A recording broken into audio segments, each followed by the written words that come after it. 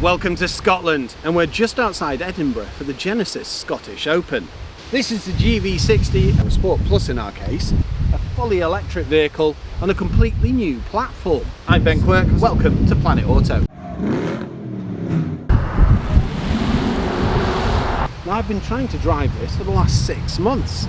480 brake horsepower, all-wheel drive with dual motors and 700 newton meters of torque. As you can see, it's extremely windy here, and that was one of the things that wasn't a concern per se, but it was something that I thought about. Because when you're in an electric vehicle, because you've got no engine, you can usually hear a lot of exterior noise, whether it's wind, other people's engines, or, well, who knows what, chainsaws. You've heard our forecourt. Ridiculous. But no. When you see the driving section, you'll see how refined this actually is. Design language. Well, it's not typically Genesis for a start, but it doesn't really need to be. The thing that stood out on the Genesis was a big chrome grille, and it was angled slightly down, and it just made it look very prestigious. Now, I say that, but if you look at this, because it doesn't need a conventional grille, what they've done is housed one here, and it's a similar style, and it's got the same angling. So you can still tell at a glance this is a Genesis. Also, I'm a real fan of that bottom splitter. Chunky. It's a good looking SUV. It's not overdone, and that's what really appeals on the Genesis. You don't need gimmicky styling, you just need beautiful flowing curves. Tech wise, it's fully loaded. Convenience wise, it's fully loaded. You get everything from automatic headlamps, which are LED and do magic things with matrix style technology with the beam pattern, to adaptive cruise control, lane keep assist, collision detection, and the list goes on. And we've got a 360 camera, so that makes parking rather simple. Front camera, 2 side cameras and a rear camera, and don't worry, parking sensors too. It's got some really interesting design language, but the side, like the front, isn't overdone. You just look at the flow on this rear door, for example. Keyless entry, and we've got power folding door mirrors, blind spot detection, and sensors and cameras all over this vehicle. It's got some serious overwatch. And if you don't fancy the mirrors, you could even get external cameras. The gold accents, black A-pillars, black B-pillars make it really stand out. And you look at the roof and think, ooh, it's got a black roof. No, that's actually the panoramic. It's that big. Black roof bars, chrome that runs along the roof and down the sides. That reminds me of my Golf Cabriolet. That used to have this right around the windscreen. But this is the modern equivalent. We've got 21-inch wheels, but you can get 19s. Also, you can change the caliper paint and make it look like that. Also, with 21-inch wheels, they don't look oversized, and you've got, I suppose that's quite a low profile tyre. But you can't really tell when you're driving on roads, whereas normally you'd know about it. Another thing that stuck out to me is a lot of the electric vehicles we've been driving recently have got rear hubs. Whereas this, it's got rear discs. And yes, it can stop. Mind you, with 480 horses, you need to be able to stop. It's always nice to be met by a door handle. Now, we've got the light interior, but you could go for dark. But immediately, premium materials throughout, and it's fully vegan leather in case you're wondering. Padded areas, interesting finishes, even rotary design language. Well, this is actually for your mirrors, but on the left hand side it houses a speaker. As with the Sport Plus, we've also got a B&O sound system, and it does sound. The door pocket's not the biggest, but it's perfectly ample. And I am a real fan of this light interior. Yeah, it might take a bit to keep it clean, but wow, you know you're stepping into something special. Once inside, even with the door open, it dulls the sound, so I can't even hear the wind. And these dual screens, so infotainment and cluster, and it's all very straightforward, as you'll see in the driving section. We've got a heads-up display, and it shows things like navigation, road sign recognition. You've got 4 levels of regen, one being one-pedal driving, otherwise known as iPedal, which you can operate using this. Down here, you've got lots of storage. This reminds me of the i3. Lovely padded armrest, wireless charging pad tucked under here. The design language in here, it's not just clever, it's functional. Everything feels great. I mean, this is beautiful. Down here is where your handbrake is. If you press that, you can operate your power tailgate. Oh, that sounded solid. But that's not surprising, the build quality in here. Great feeling switchgear. Now you will find hard plastics, but they're really good quality. And also the shaping on them. There's no rough edges. It's just refined. We've got climate control and proper buttons and a digital screen which shows you airflow, heat, etc. The infotainment system's nice and responsive, and you control the media using this. But you've got volume and tune too. So many vehicles do away with simple controls like that and house it all in the screen. And it's not very user friendly. You do get used to it, but this, in my opinion, is far better. 12 volt USBs. And one thing that really caught my eye, a glove box. Yeah, not normally the kind of thing that I would think, ooh, that's clever, but this is clever. It's a drawer. I've got decent headroom, I've got decent legroom, even at 6'3", and I've got a rather wide footrest. I always like one of those. It's a 2-pedal system, as it's an electric vehicle. The stalks feel nice and solid. Coming to the seats, well, where'd you start? Vegan leather, once again, and they're heated and ventilated, and you can operate them from this side or from down there. I've also got memory function. They're comfortable, they're supportive, and they're finished very nicely too.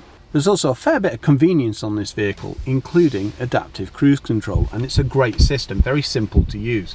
I can turn off my parking sensors, I can select my camera, and I've got an auto hold for the handbrake.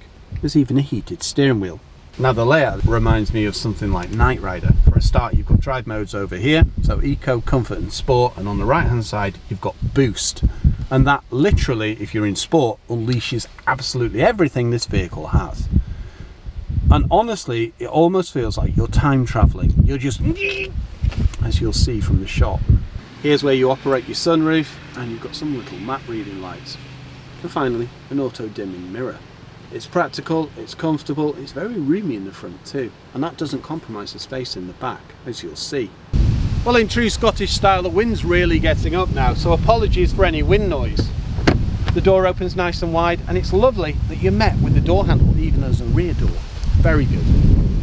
Inside, premium materials once again, and a pull-up blind. Padded area, and this design language. You've even got a dedicated cup holder, decent wide opening, and climbing in, well, child's play.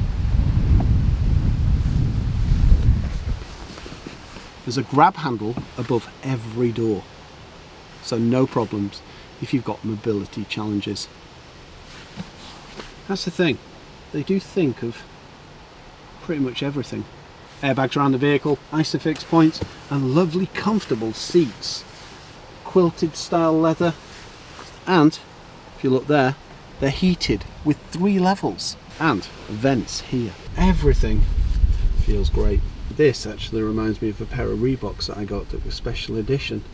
The other thing about it is, it doesn't look the biggest SUV on the outside, but once you get in, it's more like a TARDIS. Even at 6'3", I mean, my hair does slightly brush if I lean back like that, but the likelihood is I'm not going to.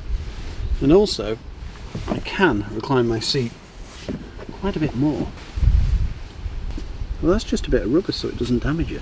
That reminds me of like Daimler-Benz quality. Thinking of everything. Very well finished. And it's rather light in here considering you've got privacy glass. A fair bit of light comes in through the sunroof, even though it is tinted. And there's a blind, so don't worry about that. Some USB-Cs and a massive storage point.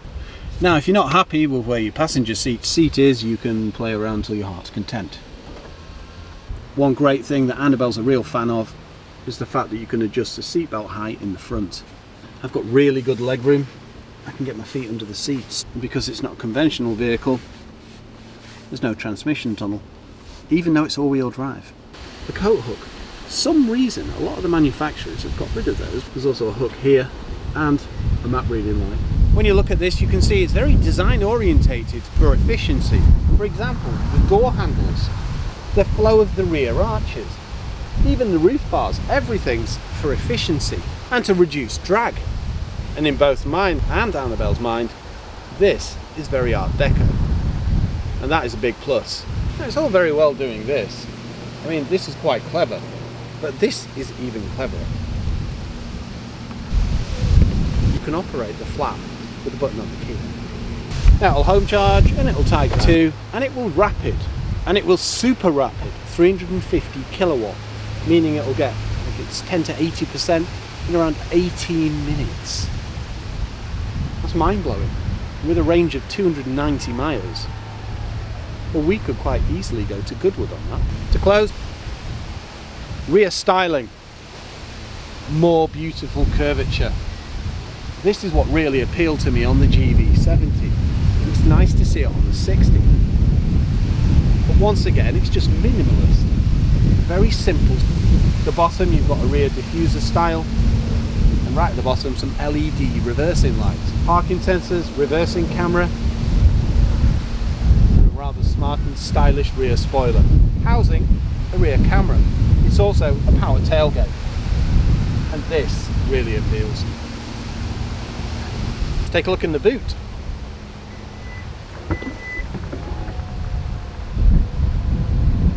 Yes, it's not the biggest boot. It could do with being a touch higher. But I understand why it's like this. A lot of electric vehicles, they're quite deep, but they're not very tall. But you'll still get your luggage in there and your weak shop. And under here, you'll find your charging cables. Now, as I mentioned before, you can recline the seats. So that means there's 2 points where you can put the luggage cover. And there's actually 3. I didn't see that before. So you can really increase your boot space. 1, 2, 3. Very clever. You've also got tethering hooks here and a 12-volt socket and 2 boot lights. And it wouldn't be a Genesis without this little funky number. You've got your power tailgate, unlock and lock, and on the other side, if I hold this down, radio controlled GV60. Perfect for getting out of parking spaces.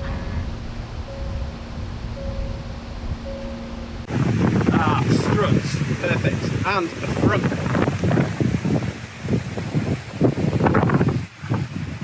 Right. Very easy to see where to top up the fluids, and substantial. That reminds me of what we have on our Mercedes as well. Decent construction.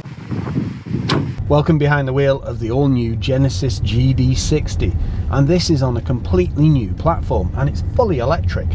It offers 289 miles of range, which increases to closer to 380 when you take it into the city. It has a 77 kilowatt hour battery, and on this model, which is the Sport Plus, we have dual motors. That also gives us all-wheel drive.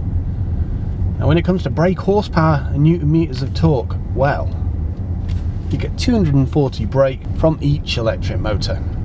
So that's a combined BHP of 480, 700 newton meters of torque.